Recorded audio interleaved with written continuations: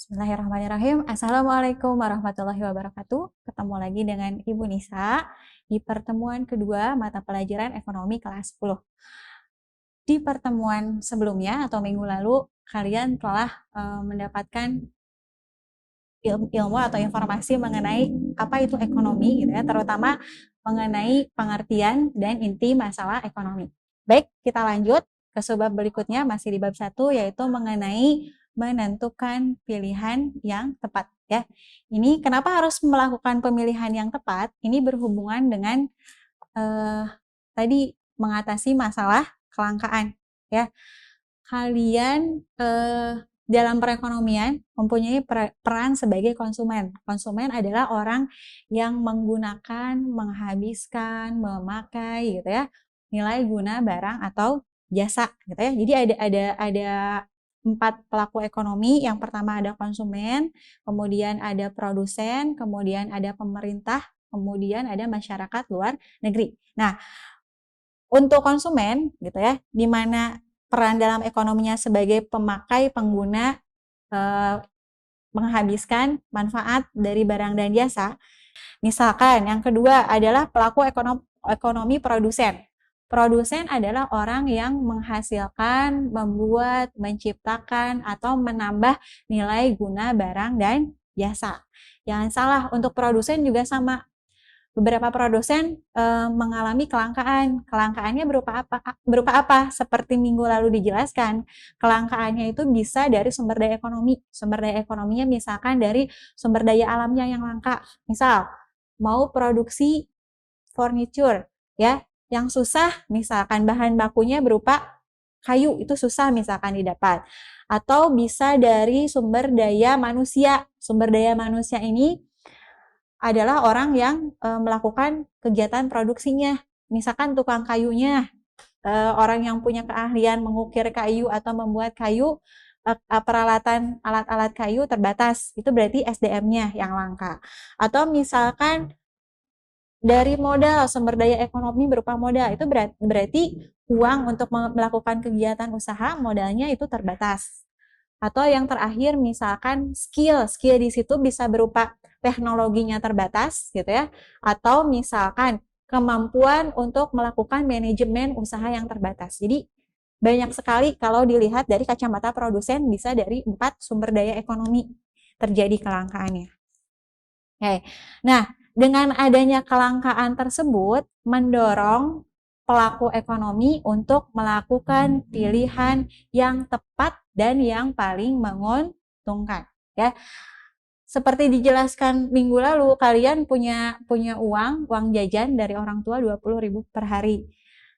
Jelas kalau kalian list kebutuhan kalian tuh bisa sampai 20 atau lebih misalkan kebutuhan. Tapi tadi kembali, karena sumber daya di situ finansial kalian terbatas, kalian harus bisa menentukan pilihan yang tepat, gitu ya. Bagaimana cara melakukan pilihannya? Kita bahas berikutnya. Nah, untuk melakukan beberapa pilihan, kalian bisa melakukan beberapa hal. Di antaranya yang pertama adalah melakukan analisis biaya peluang. Apa itu biaya peluang? Biaya peluang adalah nilai barang atau jasa yang dikorbankan karena alternatif tindakan, ya. Jadi ketika di sini contohnya kemarin adalah mengenai lahan yang digunakan untuk lahan taman, misalkan tempat bermain yang digunakan untuk membuat jalan raya, gitu ya. Konsep biaya peluang di sini adalah sebuah peringatan, tidak merupakan biaya yang sesungguhnya. Misalnya, tadi, jika pemerintah memutuskan untuk membangun jalan raya melalui taman kota, biaya tanah yang diperlukan untuk membangun jalan tadi mungkin akan terlihat murah dalam hal anggaran atau biaya yang dikeluarkan. Akan tetapi biaya peluang membuat jalan di atas taman sebenarnya akan dibayar ketika masyarakat semakin sulit untuk menikmati indahnya taman untuk bermain atau untuk melepas lelah. Jadi secara angka mungkin tidak sebanding ketika lahan untuk bermain atau kalian untuk melepas lelah, refreshing itu semakin sulit ditemukan, gitu ya. Itu namanya konsep biaya peluang. Yang kedua adalah analisis biaya manfaat, ya. Jadi analisis biaya manfaat adalah suatu teknik yang digunakan untuk membandingkan berbagai biaya dengan manfaat yang diharapkan. Ya, jadi ketika kalian ingin mengkonsumsi atau memilih daftar keinginan kalian, kalian harus memikirkan manfaat mana yang jauh lebih besar dari misalkan 2 atau 3 pilihan. Tentunya kalian akan memilih barang, mengkonsumsi barang yang manfaatnya jauh lebih besar. Ya. Kemudian yang ketiga adalah mengidentifikasi faktor pendorong kegiatan ekonomi. Suatu kegiatan ekonomi pasti didasari oleh motif-motif tertentu, ya. Jadi faktor pendorong atau motifnya ini bisa berasal dari dalam, internal, atau bisa juga berasal dari luar, eksternal. Misalkan kalian nih sekolah, misal sekolahnya normal, luring gitu ya, tatap muka. Kalian di sekolah mau jajan, ya. Kalau ketika kalian melakukan pemenuhan kebutuhan untuk memenuhi untuk menghilangkan rasa lapar kalian dengan jajan, kalau kalian misalkan jajannya karena karena lapar, berarti itu faktor pendorong kalian mengkonsumsi adalah faktor internal dari dalam diri kalian sendiri. Tapi kalau kalian misalkan melakukan kegiatan konsumsi, jajan, ih itu teman lagi makan cireng enak, ih itu teman lagi makan seblak enak. Berarti dorongan atau motif konsumsi kalian itu berasal dari dorongan luar, faktor eksternal, ya. Oke, faktor berikutnya keempat adalah menyadari trade-off. Trade-off adalah situasi di mana seseorang harus membuat keputusan untuk memilih suatu hal dengan mengorbankan hal lain dengan alasan ekonomis. Misalkan dalam hal waktu, kalian pulang sekolah nih, waktu kan panjang gitu ya, banyak. Nah, di situ kalian memilih apakah waktu yang kalian punya digunakan untuk belajar atau untuk bermain game. Oke. Kemudian yang kelima, ya.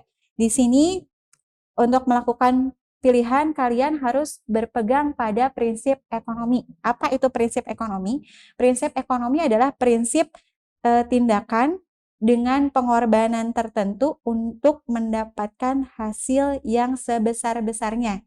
Jadi kalian melakukan satu tindakan dengan pengorbanannya tertentu, tapi mendapatkan hasil sebesar-besarnya.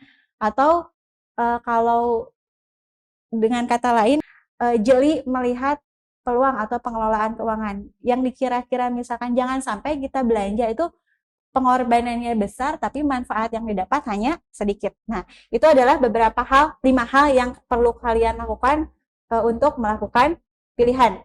Oke, selanjutnya ada prinsip-prinsip yang mendasari konsumen untuk melakukan pilihan. Di antaranya adalah pendapatan, ya. Pendapatan yang terbatas mengharuskan melakukan pemilihan. Jelas, karena tadi untuk mengkonsumsi barang, sumbernya gitu ya, sumbernya itu dari mana? Dari pendapatan. Jadi ketika mau konsumsi harus lihat pendapatannya bisa menutupi keinginan atau kebutuhan kita atau tidak gitu ya. Kemudian yang kedua, konsumen membuat keputusan dengan mempertimbangkan alternatif. Ya, ini sama seperti analisis biaya manfaat ketika ingin mengkonsumsi barang, ingin belanja, ingin memanfaatkan barang, pilih di antara 2 atau 3 barang tersebut yang memberikan manfaat yang paling besar terhadap konsumen, gitu ya, atau kalian. Yang ketiga, sebuah barang dapat digantikan dengan barang lain. Konsumen dapat mencapai kepuasan dari banyak alternatif yang berbeda. Baik, misalkan ketika kalian melakukan konsumsi, baik mie ayam ataupun lontong sayur, dua-duanya ini bisa menghilangkan rasa lapar. Atau misalkan sementara kalian pergi nonton film atau melakukan pertandingan sepak bola, bisa memuaskan keinginan kalian untuk mendapatkan hiburan, ya. Atau misalkan ada pilihan lain, dengan uang 3 juta rupiah, kalian bisa membeli handphone baru atau misalkan melakukan rekreasi bersama teman-teman. Ya, jadi tidak ada satu barang yang sangat berharga sehingga tidak dapat tergantikan oleh barang lain dengan jumlah yang cukup besar. Oke, yang keempat adalah Konsumen harus membuat keputusan tanpa informasi sempurna, tapi pengetahuan dan pengalaman akan membantu. Jadi, ketika kalian ingin membeli satu barang, kalian tidak tahu persis spesifikasi atau informasi mengenai barang tersebut. Tetapi pengalaman, mungkin kalian punya pengalaman yang buruk dalam mengkonsumsi barang, atau belanja beli apa sebelumnya, nah itu bisa menjadikan prinsip kalian untuk kedepannya supaya kalian berhati-hati dalam memproduksi barang. Ya. Yang kelima di sini terjadinya hukum marginal yang semakin menurun. Jadi kalau kalian mengkonsumsi satu jenis barang dilakukan terus-menerus, lama-lama akan terjadi namanya apa ya, bosan gitu ya. Oke, jadi berikutnya kita masuk ke dalam materi mengenai skala prioritas.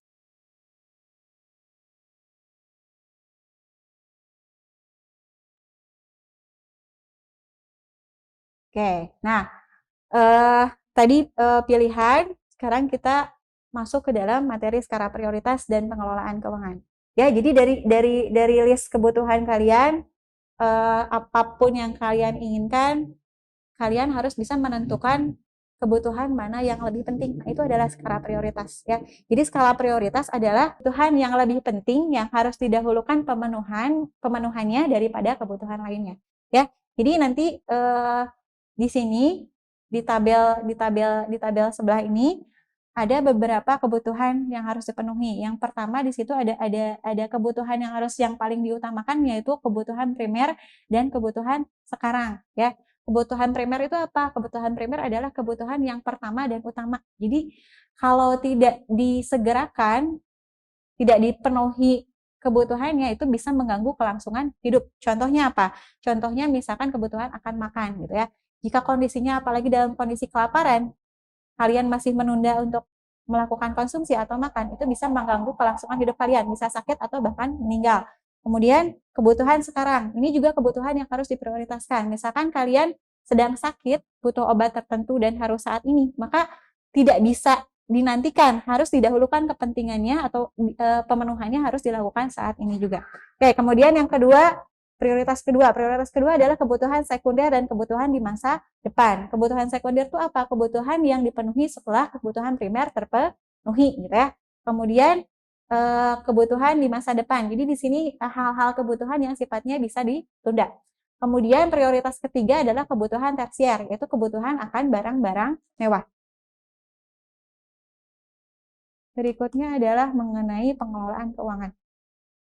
Ya, pengelolaan keuangan dapat dilakukan dengan beberapa hal. Yang pertama yaitu membuat pembukuan keuangan. Ya, jadi alangkah lebih baik belajar dari sekarang. Kalian membuat pembukuan, misalkan sumber finansial kalian dari orang tua berapa. Kemudian kalian mendaftar kebutuhan kalian dalam satu hari, satu minggu, atau bahkan sebulan apa saja, gitu ya. Memungkinkan tidak dari sumber finansial kalian untuk memenuhi kebutuhan kalian. Jika tidak, tadi kalian harus melakukan skala prioritas, kebutuhan yang mana yang harus didahulukan kalian penuhi ya. Jadi membuat pembukuan itu mulai dari perencanaan penganggaran ya, atau misalkan setelah melakukan penganggaran, kalian bisa membuat buku kas sendiri. Jadi uang masuk berapa, pengeluaran hari ini berapa, saldo uang per hari ini kalian berapa. Dengan begitu kalian bisa mengontrol pengeluaran kalian. Nah, oke, kemudian yang kedua yaitu memonitor dan mengevaluasi secara berkala. Tadi dengan buku kas tadi, kalian bisa mengontrol nih, jangan-jangan satu hari ini misalkan orang tua ngasih uang jajan per satu minggu. Dengan adanya catatan, kalian bisa mengontrol nih pengeluaran kalian untuk konsumsi hari ini over budget, atau bahkan misalkan kalian punya sisa untuk melakukan tabungan gitu ya di poin ketiga. Kenapa harus menabung?